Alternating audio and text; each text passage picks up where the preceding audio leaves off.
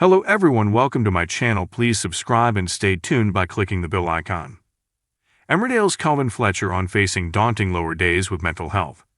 In recent years, Kelvin and his family have taken on an entirely new challenge after buying a farm in the Peak District, a journey that they have documented on popular ITV series Fletcher's Family Farm and Kelvin's Big Farming Adventure on the BBC. He's also backing a campaign by the Farm Safety Foundation, Yellow Wellies, to raise awareness for poor mental health among farmers. The Mind Your Head campaign aims to raise awareness of the various challenges facing the UK's farming industry, break down the stigma attached to poor mental health in the farming sector, but recognize that there are steps being taken to address it. A study undertaken by the charity revealed that 95% of farmers under the age of 40 agreed that poor mental health is one of the biggest hidden problems currently facing the industry.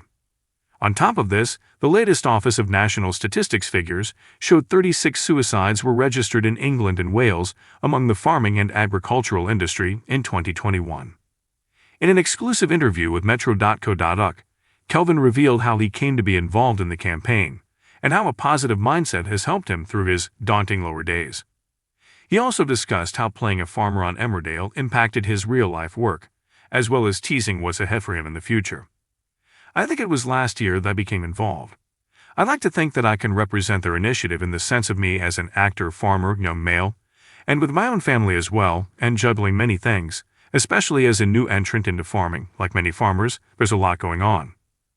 I'm spinning a lot of plates in an industry where you don't know what's around the corner, so naturally, we're all susceptible to that getting a little bit too much and your mental well-being being affected.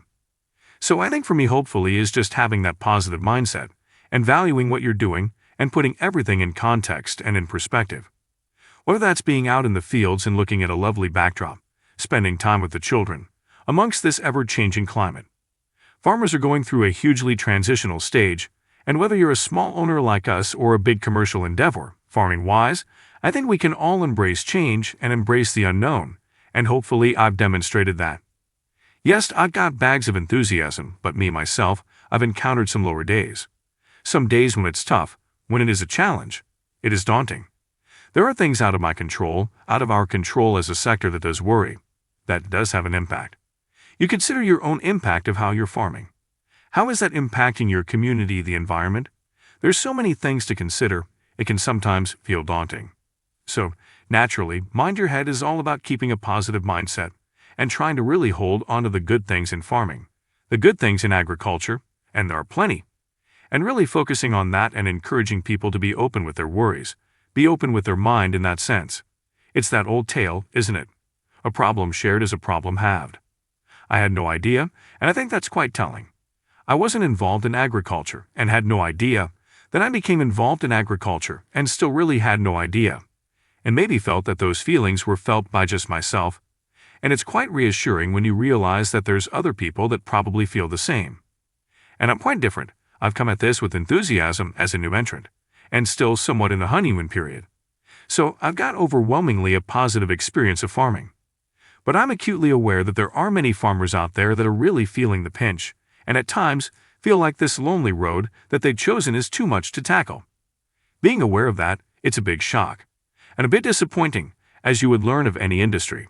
Forget farming, but as young men we are unfortunately susceptible to poor mental health. The suicide rates and figures are nothing short of a disgrace, really. Heartbreaking. So any way that you can try and revert that and change that, then I think we can all take a bit of a duty. Agriculture does have its place within that, and unfortunately, it's not alone. It too has an issue with some poor mental health, and now being a farmer, I can understand why. But I want to focus on the good stuff and spread the message that a strong mental mind is fundamental, and has huge benefits, massive benefits, in everything else, with your own headspace, and if you get that right, it might be tough. But if you get that right, the implications can be fantastic elsewhere. With your productivity, your relationships, your friendships really can get off to a good start. But it's got to start with yourself. You know what balance is like the unicorn, isn't it? Does it really exist? Because we're all chasing it, and I'm chasing it more than most maybe. I want to be a great father, a great farmer, a great actor, a great husband, and a great friend. I'm sure at times something's got to give, and you don't want it to give because you want to do it all, but you've got to be realistic. So I think it's that never-ending search of that balance, and I'm on that journey. At the moment, We're farming with enthusiasm and real scope. Lavish ideas to think that this is the life for us. But it's that sense of variety that certainly keeps me upbeat and engaged. 1 minute at the Olivier Awards, the next minute mucking a pig pen out. That's the variety. I know it wouldn't be for everybody, but that's what I love. And for me, it's a way of life. There's something in those pockets of joy that you can't really describe. It would be an injustice to try. I've not got the vocabulary to describe the feeling it gives you. And that's what I want. That's what I felt, and that's what I've witnessed. And I just want to give that to my family. So at the minute I'm juggling my acting, and juggling fatherhood, and juggling being a farmer. Jack of all, master of none, but I'd like to think I'm doing all right at every one, and just enjoying the journey. You'd think so, wouldn't you?